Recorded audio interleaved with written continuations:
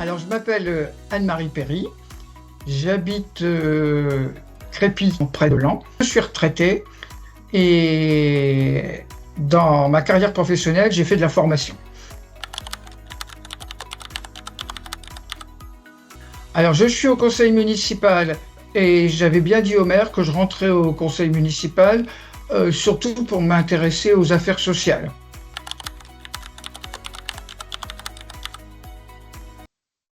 Alors, la rencontre avec Défi Autonomie Senior, ça a été un heureux hasard. Première étape, la nouvelle équipe du CCAS, on voulait en premier lutter contre l'isolement des plus de 60 ans dans le Crépy.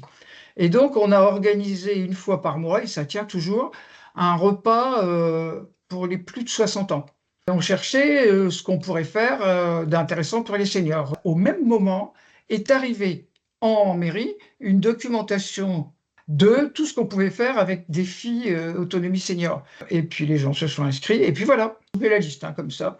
Mémoire, septembre-octobre 2024, il y avait 15 personnes. Nutrition, il y en avait 11. Autonomie numérique, il y en avait 9. Sommeil, c'est en ce moment, il y en a une dizaine. Et il y en a déjà 12 qui sont inscrites pour mobilité au mois d'octobre. Mais chercher des organismes qui vont le faire. Honnêtement, le coût aussi, faut le dire, le fait que ça soit gratuit, ça change la donne pour les personnes, mais ça change aussi la donne pour le CCAS, pour la mairie. Et en termes d'organisation, bon, c'est quand même hyper simple. Elle m'envoie le tableau, je le remplis. Pour la mise en place, vraiment très facile.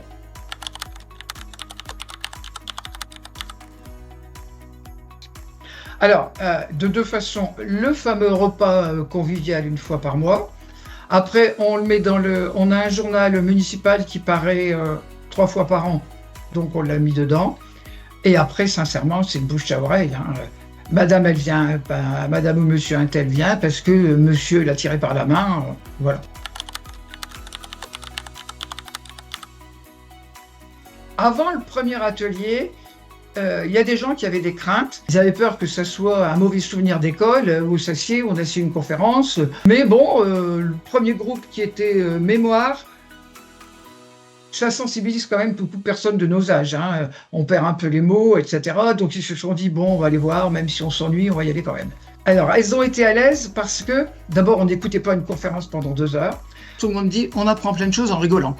C'était extrêmement chaleureux, mais tout de suite, les supports qui sont là, ils sont quand même techniquement au point. Il y avait des gens qui parlaient tout le temps et puis d'autres gens qui parlaient jamais. Et bien, au bout de la deuxième fois, tout le monde était content, tout le monde participait, tout le monde s'y retrouvait.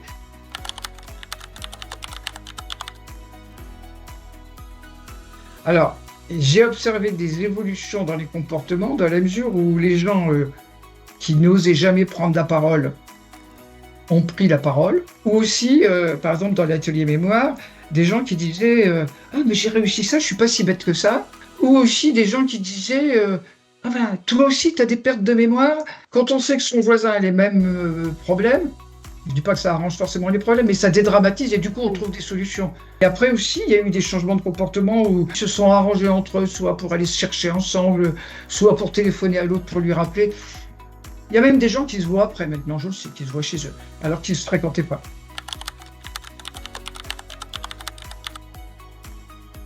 Il y a des gens qui ont fait le même atelier, qui ont sympathisé, et qui maintenant vont au club de l'amitié. Le club de l'amitié, c'est un club d'anciens qui se réunit tous les jeudis après-midi, joue aux cartes. Il y a une section gym. Je trouve que ça ouvre les gens à tout ce qui se passe dans le village. Et c'est quand même une chance qu'on ait rencontré Défi Autonomie Senior. Enfin, franchement, c'est amener sur un plateau des tas de possibilités intéressantes pour les personnes, pour l'ensemble de la vie du village. Il y a ce qu'on apprend sur les thématiques, mais il y a aussi toute la convivialité qu'il y a autour, tout ce qui se passe tout autour. Ça fait partie quand même du bien vivre dans sa retraite.